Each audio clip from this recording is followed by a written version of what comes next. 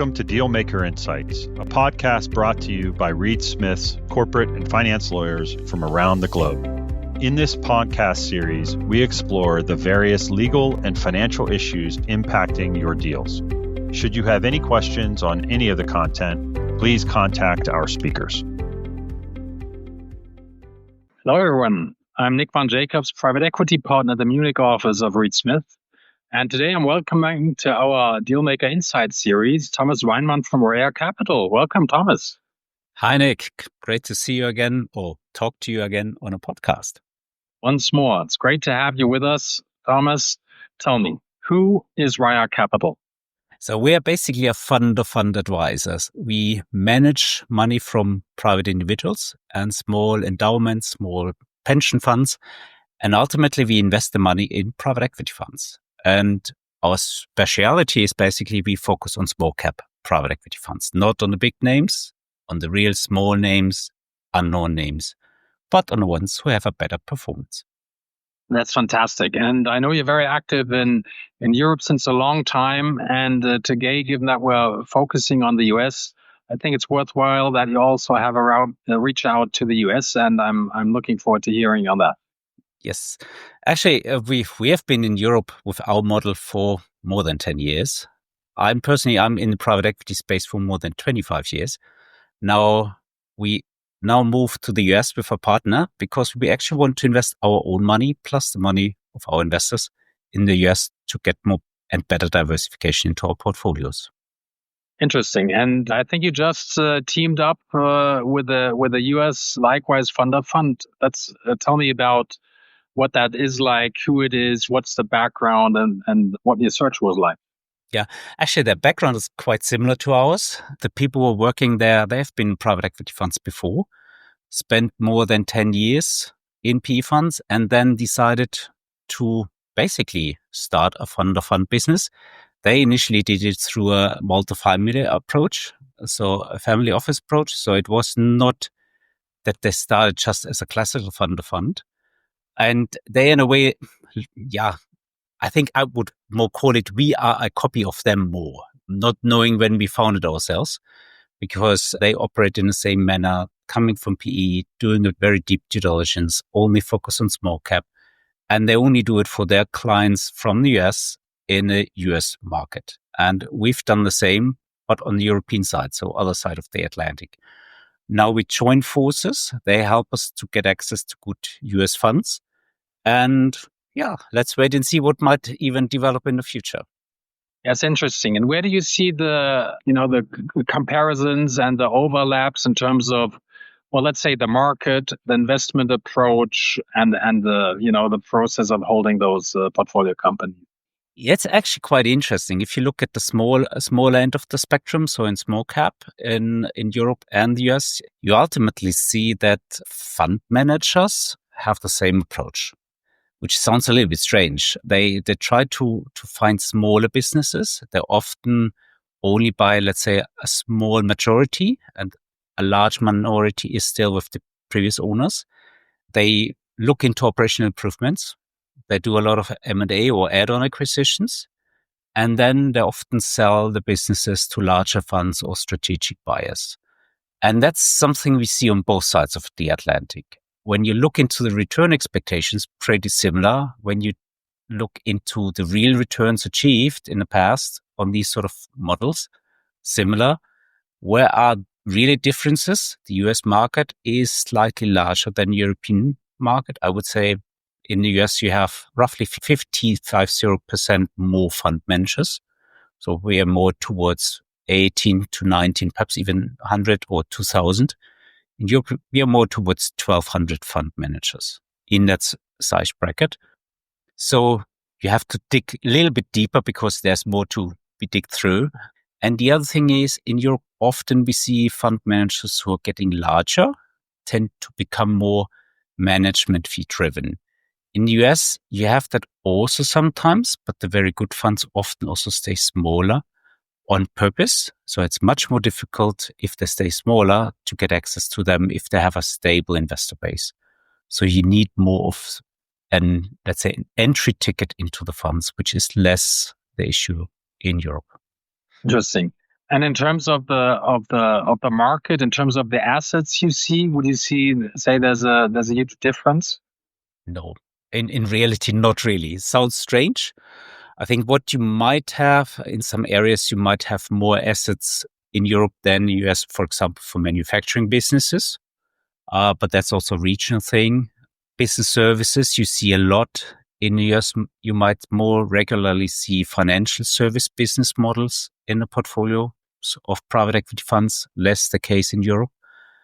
But really, if you go to the bottom, it's pretty similar. It's similar model. So, and similar return expectations. So the good question is, why do you still go there? I think overall on a long-term period, it's similar. But if you look in certain, let's say, time frames, certain vintages, it might be that there's a US a little bit more positive on the upticks, and then other times when European fund managers showing better returns for a short period of time. And if you want to have a good diversification, you should not leave out the one or the other. That's interesting. And does the market, sort of the size of the local home market, play a big difference? Does it make a difference? I mean, if you look at Europe with those various jurisdictions, various regulations, etc., are there more sort of operational costs attached to that, or does that level out? No, I think on that smaller spectrum, businesses are often very local. So in Europe, you have, of course, the borders and the languages and legal systems, which are different, which creates some, let's say, a separation of fund managers and their approaches. In the US, I would say often the small cap funds focus on a local area as well. So they do not go all over the US to buy assets because it's just too expensive from a logistic point of view. So if you're based in Chicago, you regularly focus on the area in Illinois, and you just don't often go to California just to buy assets. It's just easier to do it locally, and you have sufficient number of investment possibilities also. So in this respect, I would even say it's pretty similar, but it's in the US, you have a bigger market in respect of you have not these language barriers. So you have English and Spanish, I would say. In Europe, you have many more languages. And then I think on the legal barriers, they are lower in the US than in Europe. Interesting. And tell me, do you also sort of have specific sector focuses in terms of where you invest, or are you very open and let it play out? We operate a fund-to-fund model. And as we don't have the crystal ball in front of us, and we're investing over the next 10, 11 years when we do a commitment, we ultimately need to diversify. So I think it would not be a wise decision just to go into healthcare only, or in tech or business services. But what we do is we try to pick fund managers, and that's irrespective if you're talking about the US or Europe. We try to pick fund managers with a sector specialization, because very often that sector specialization is a USP. We try to find people who do something much better than, let's say, generalists. And that's where we see basically an upside, better returns, but it also helps us to diversify within our portfolio. So we want to have business services, we want to have healthcare, we want to have tech. And what helps us, if the fund managers have a clear-cut view on their industries they want to invest in and have a USP, how they basically, for example, source businesses, how they help the businesses to grow faster. If you have such a situation, then we can actively build a portfolio, which helps us to get a diversified investment for our investors and ourselves. Great. Looking at such funds, in how many funds does one of your funds then basically, or together with your partner, do you invest, and what sort of might be roughly the ticket size which you invest, and finally, what assets? Well, in terms of the bracket, what is sort of the asset class or the range of sweet spot, if you like, of those funds investing into individual assets? There we have a slight difference. In Europe, we target to invest in 10 private equity funds out of a single product. And the investments ranges between 7.5 to even going up to 15 million euros. And that's based on the 100 million target size we have for our fund. In the US, the target size is slightly smaller. We only want to achieve $75 million for our fund.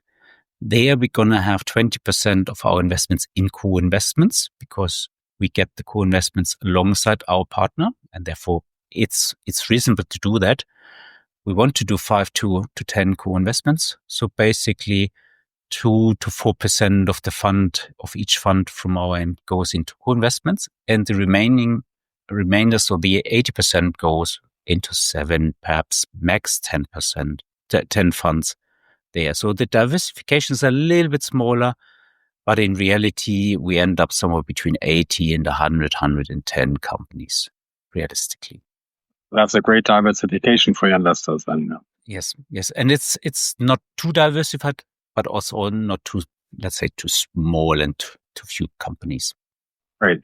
And maybe turning to the investors, what are your typical investors, right? I mean, what do they do? Are they institutions, individuals? Mm-hmm. It's predominantly, it's private individuals. So, but it's not retail, which is very important.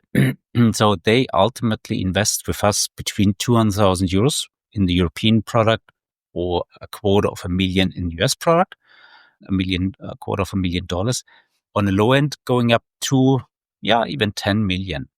So it's very broad number and brackets. And if you look at the private individuals, it's a lot of people coming from the industry, i.e. investment bankers, M&A lawyers, people who have worked in funds or are active in a private equity fund, managers from portfolio companies of private equity funds. So people who know the industry, who want to invest in a diversified manner into the asset class.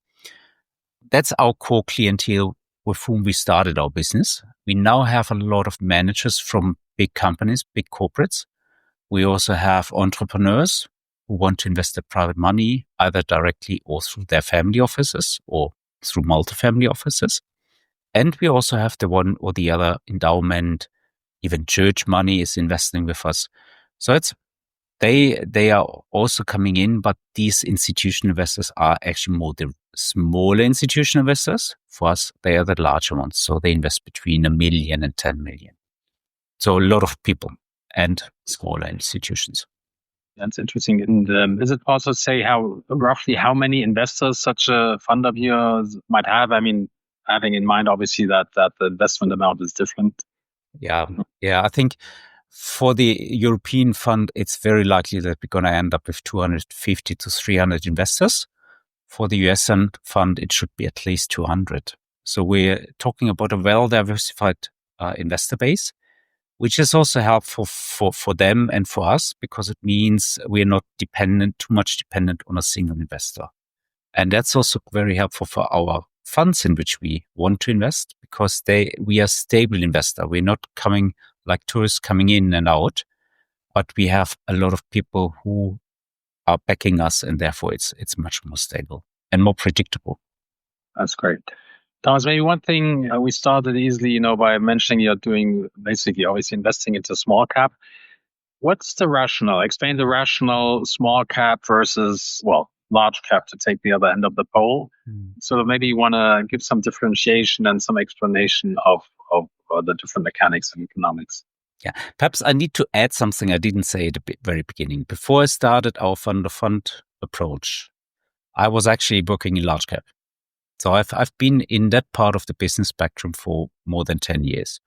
So I've done public spreads, I've done high yield bond issues, I've done IPOs.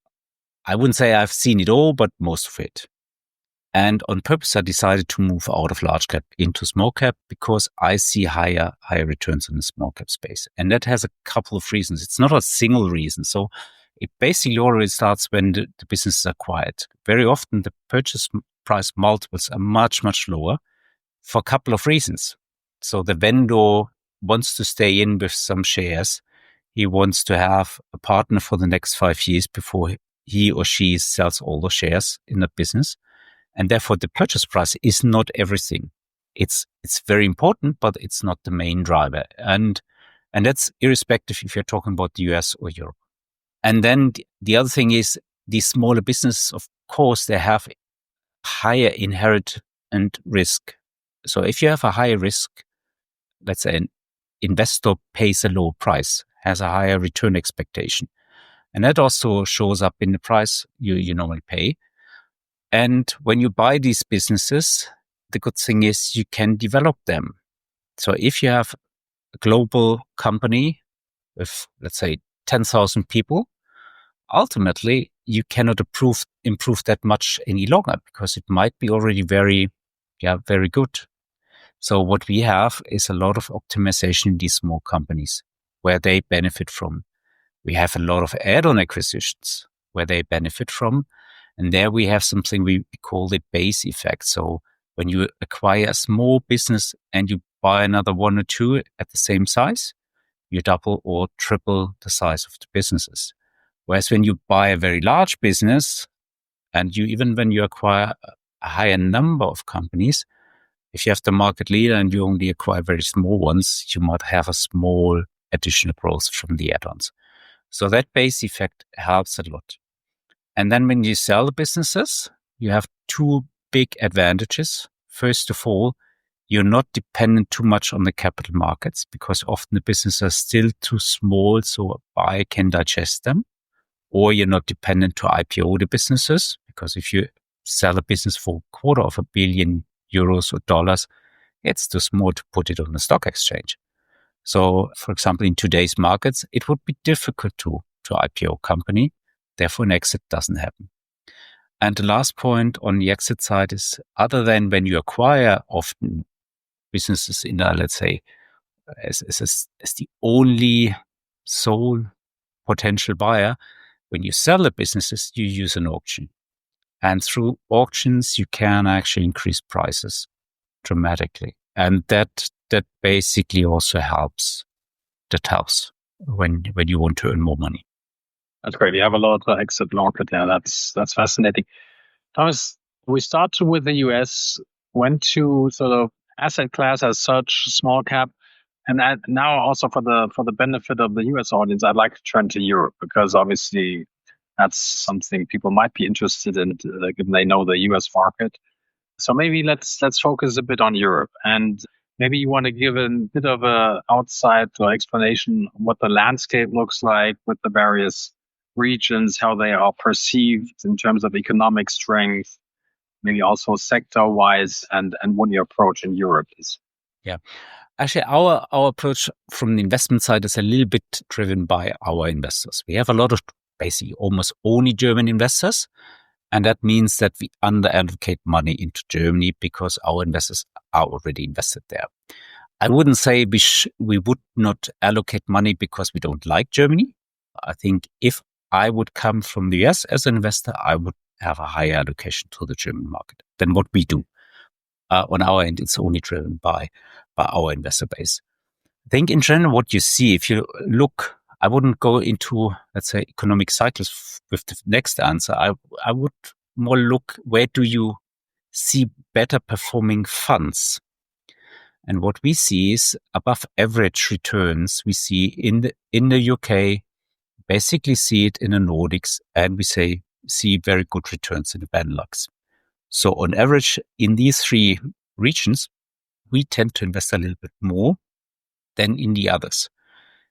In France, we see very stable businesses, so a smaller dispersion. For us as a fund-of-fund manager, it also means we don't see that much alpha, and therefore we are actually more reluctant to invest too much in France because we are alpha hunters. In Italy and Spain, we see a couple of funds who generate huge alpha returns. And there you actually need to know them. You need to find them. You need to get access to them. You might even have a language barrier. And in Germany, I would say it's a good mix. You have a sufficient number of very good funds. So if you're coming from outside, that's actually also an area where you want to invest. That's one thing. So you have a little bit of a regional mixture. The other thing is, if you look into the various markets, you have different industries. So just to take Germany and Italy, you often also have funds who invest in manufacturing companies because the businesses are there. So you have a higher share in these two countries. Whereas when you go to Benelux, to the UK, to the Nordics, you often have a higher share of business services, tech companies, and also, let's say, consumer-driven concepts. So you have a little bit of a different industry mix. And if you want to invest in basically in healthcare, it's all over Europe. So there's no speciality on a local level. So you still have a little bit also of a industry flavor. Right. And does that mean that overall you sort of mix the geographies within Europe into every fund, or does it you sometimes sort of more concentrate on the northern part? Or No, we would, given we only bundle funds from a 1.5 year vintage, so 18 months roughly, we want to see everything. So we want to have a country mix, we want to have an industry mix, and we bring basically every 18 months a new product and bundle 18 months. So our investors who invest regularly do it in each and every product, and through that they get basically a portfolio of roughly 30 funds in, let's say, in a full-blown investment cycle of 4 to 5 vintages. But we also want to have a product which is digestible for our small investors. So they might only invest once in our fund of fund, then skip 2 programs and go after the first investment just in the fourth fund of fund again. And by doing so, they also need to have a good diversification on their fewer number of fund of fund products. Therefore, it's always a mix on purpose. And what we try to do is to find the best funds in Europe in these 18 months, but in a mixed way and in a blended way. And talking about Europe, do you also look at Central Eastern Europe? Has that developed to a level where you say that's interesting, or is it investors generally still shying away from the border and there? Yeah, actually, we look into Poland, into Hungary, we look into Czech and Slovak Republic, Slovenia. So these are mainly the countries we're looking into. The number of funds is very small. The returns have not always been very great. We have seen funds which showed great returns, but where we have question marks on future returns. So we're looking into it, but realistically, we would say there might be one GP coming into a program I wouldn't say every time, but every second time, because the number is just very small and we are very selective. In reality, we only want to invest in 2 to 3% of the market. And to give a bit of a feeling, how many, when you do you set up a fund, you look at your investments, how many funds do you screen in order to come down to those 10 to 15 funds, as I believe you mentioned at the end of the day? Yeah. So over 1.5 years, we can screen in the market technically, let's call it theoretically, we can screen 400 to 500 funds. That's in theory the market size. Realistically, half of them are not good. And we apply a rating to funds. So basically already half of the funds which we have in our whole database are rated at a level where we say, let's talk to them every 2 years. And there might be a surprise and they might be better than expected. The other half we actually look at.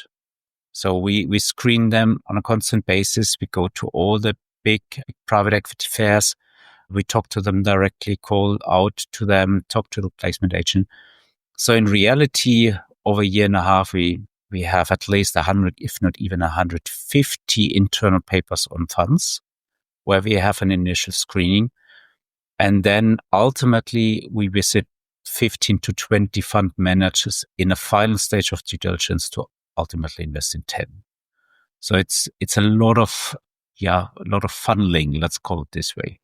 Yeah, interesting. And I believe that at the end of the day, when it comes then to due diligence, that's probably as natural sort of the key of your investment activity, obviously. But I understand, despite your size, if you compare yourself with other investors into private equity funds, my feeling is you're very well esteemed given the quality of your due diligence also. That's true. And some light on the due diligence sort of in front of management teams. Yeah, actually that's very true. So what we basically have, we initially only do quantitative analysis. So we look, for example, at value creation of the fund managers on a deal-by-deal level.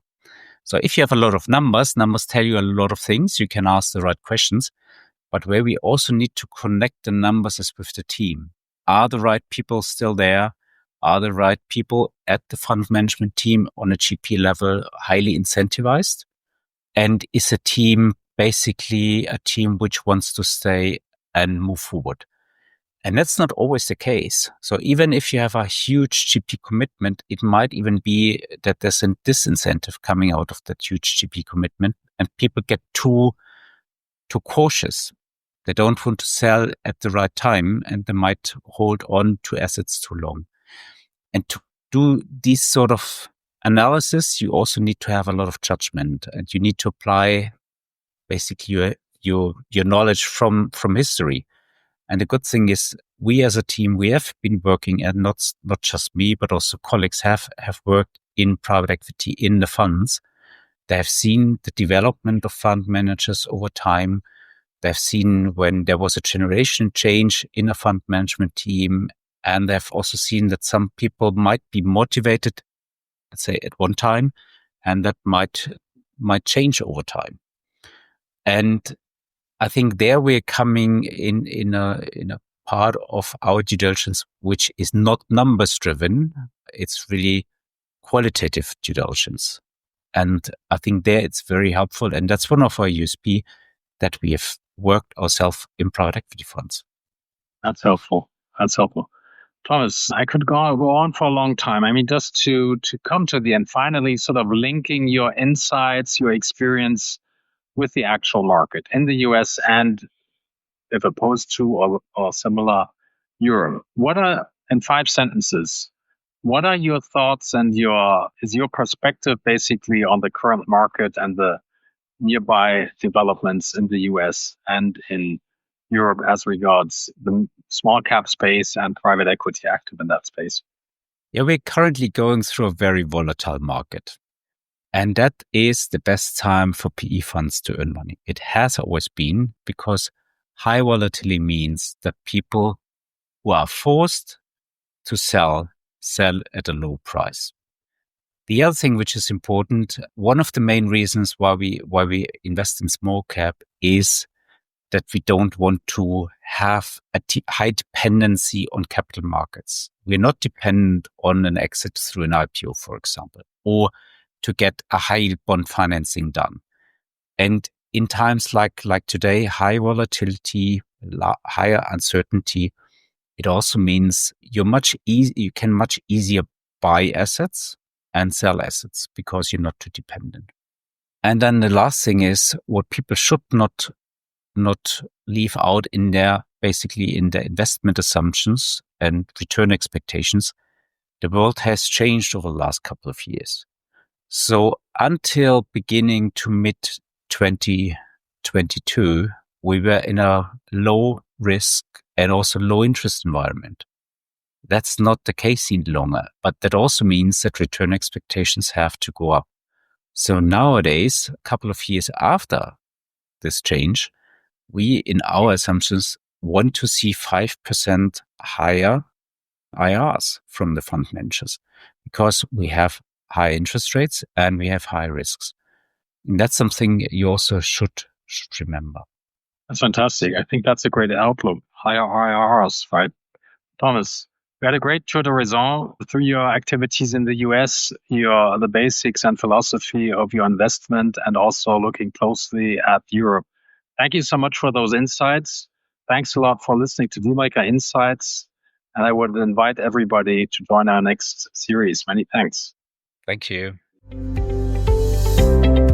Dealmaker Insights is a Reed Smith production. Our producers are Ali McCardle and Shannon Ryan. For more information about Reed Smith's corporate and financial industry practices, please email dealmakerinsights@reedsmith.com. You can find our podcast on Spotify, Apple Podcasts, Google Podcasts, reedsmith.com, and our social media accounts. This podcast is provided for educational purposes. It does not constitute legal advice and is not intended to establish an attorney-client relationship, nor is it intended to suggest or establish standards of care applicable to particular lawyers in any given situation. Prior results do not guarantee a similar outcome. Any views, opinions, or comments made by any external guest speaker are not to be attributed to Reed Smith LLP or its individual lawyers. All rights reserved.